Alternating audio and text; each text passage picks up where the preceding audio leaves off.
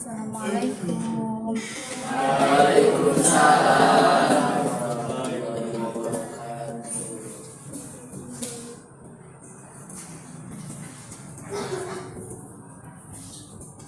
Selamat siang semuanya. Bagaimana kabarnya hari ini? Alhamdulillah luar biasa. Semoga kalian tetap semangat dan sehat semuanya ya. Sebelum belajar, alangkah baiknya kita berdoa terlebih dahulu dengan membacakan basmalah bersama-sama. Bismillahirrahmanirrahim. Ibu absen dulu ya. Tasya Ujilatus Syifa. Asti Kulsum Herawati. Faisal Abdurrahim. Fatur Rahman. Semuanya hadir ya. Langsung saja ya kepada materi kita hari ini. Bab 10 mengenai menganalisis fungsi hadis terhadap Al-Quran, halaman 126.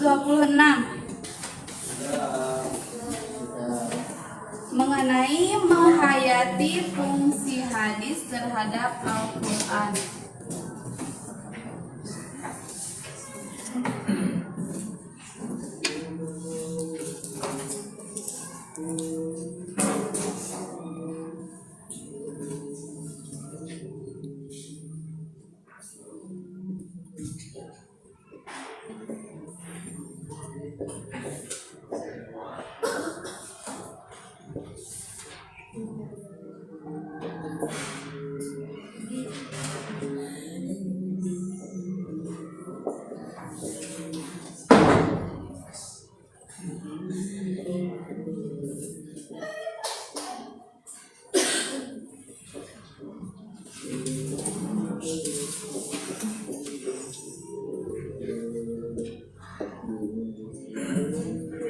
Menghayati fungsi hadis terhadap Al-Quran.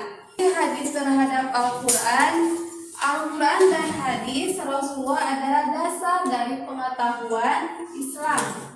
Sunnah Rasulullah yang diberikan dan diinformasikan melalui hadis tentu memiliki fungsi terhadap pemahaman dan penafsiran Al-Quran. Fungsi hadis terhadap Al-Quran tentu saja sangat dipengaruhi dari kevalidan hadis tersebut. Hadis berfungsi menjelaskan pesan-pesan Al-Quran secara lebih lengkap dan juga dalam mencapai tujuan penciptaan manusia dan menjabarkan hukum-hukum dan ajaran Islam. Fungsi hadis ada 4. Yang pertama,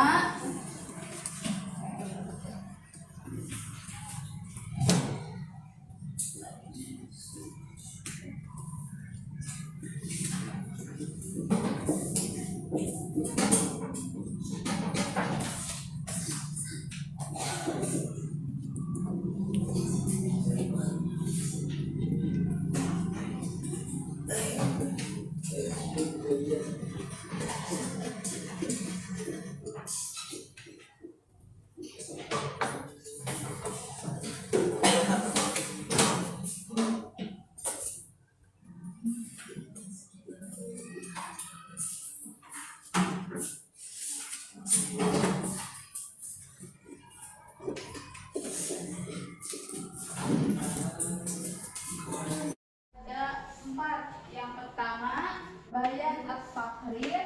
Yang kedua, bayan at-tafsir. Yang ketiga, bayan at-tashri. Dan yang keempat, bayan an-nasab. Yang pertama, bayan at-taqrir. Ada yang tahu apa itu bayan at-taqrir? Apa? Menetapkan. Bayan at-taqrir adalah menetapkan juga memperkuat dari apa yang sudah diterangkan dalam Al-Quran. membuat kandungan Al-Quran semakin kokoh dengan adanya penjelasan hadis tersebut. Misalnya, sebuah hadis yang menjelaskan firman Allah, Quran Surah Al-Baqarah ayat 185 yang menjelaskan mengenai bulan puasa. Terus diperkuat lagi dengan hadis yang diriwayatkan oleh hadis Muslim, "Shaumu li ru'yatihi wa uftiru li ru'yatihi." Berpuasalah ketika kalian melihat ru'ya bulan sabit, dan berbukalah ketika kalian juga melihat ru'ya bulan sabit. Nah, dari hadis ini Allah menetapkan bahwa kita bisa mulai puasa ketika kita sudah melihat ru'ya dengan hilal. Yang kedua, bayan at-tafsir. Ada yang tahu apa itu bayan at-tafsir? Apa? Iya, terperinci terhadap isi Al-Quran yang masih bersifat umum, serta memberikan batasan-batasan persyaratan pada ayat-ayat yang bersifat mutlak. Misalnya, Allah memerintahkan orang beriman untuk melaksanakan sholat. Mengenai teknik, detail, dan caranya ini dijelaskan dalam hadis. Contohnya, disebutkan bahwa orang yang mencuri dipotongnya dari pergelangan tangannya. Tapi kalau dalam Al-Quran cuma dijelaskan hukuman orang yang mencuri saja. Terus yang ketiga, bayan at-tasyri'. Ada yang tahu apa itu bayan at-tasyri'? Kepastian hukum. Jadi pemberian kepastian hukum atau ajaran-ajaran Islam yang tidak dijelaskan dalam Al-Quran. Biasanya Al-Quran hanya menerangkan pokok-pokoknya saja. Sebagai contohnya, hadis mengenai zakat fitrah. Rasulullah telah mewajibkan zakat fitrah kepada umat Islam pada bulan Ramadan, 1 syak kurma atau gandum untuk setiap orang, baik yang merdeka atau hamba, baik laki-laki maupun perempuan. Terus bayan at-tasyri' memiliki maksud untuk mewujudkan hukum atau aturan yang tidak didapat dalam Al-Quran. Hal ini berfungsi untuk menunjukkan suatu kepastian hukum dengan berbagai persoalan yang ada di kehidupan namun tidak dijelaskan dalam Al-Quran. Yang selanjutnya, bayan an-nasakh. Ada yang tahu apa itu bayan an-nasakh? Penghapusan ketentuan. Ya, secara etimologi, an-nasakh memiliki banyak pengertian. Yang pertama, at-taghyir atau mengubah, al-ibdal membatalkan, at-tafwid memindahkan, atau izalah menghilangkan. Baik, Ibu akan mengulas kembali materi yang telah Ibu sampaikan. Berapa fungsi hadis terhadap Al-Quran? Siapa yang menjawab? Saya, Bu. Silakan. Menghayati fungsi hadis terhadap Al-Quran ada 4. Yang pertama, bayan at-takrir, yaitu memperkuat diri. Dan yang kedua, bayan at-tafsir, yaitu memberikan tafsiran atau perincian. Dan yang ketiga ada bayan at-tasyri', dan yang keempat ada bayan an-nasakh.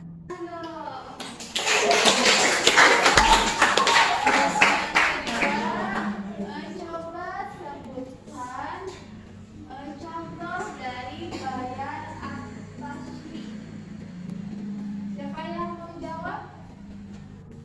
Ya, silakan. Contoh dalam hadis Nabi Muhammad SAW mengenai hukum pencurian, yaitu atta bisariki fakoto ayadahu min sohir kafi. Artinya Rasulullah SAW didatangi seorang yang membawa pencuri, maka beliau memotong tangan pencuri tersebut dari pergelangan tangan.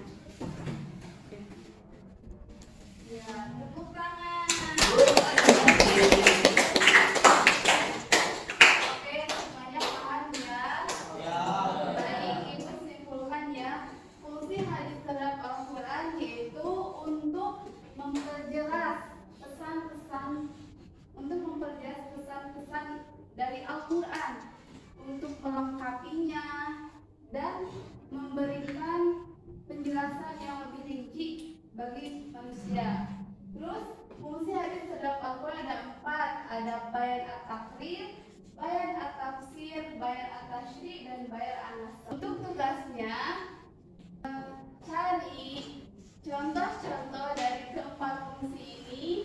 Minggu depan dikumpulin ya. Sekian dari Ibu. Mohon maaf apabila ada kesalahan. Ibu akhiri pertemuan hari ini dan mengucapkan hamdalah bersama-sama.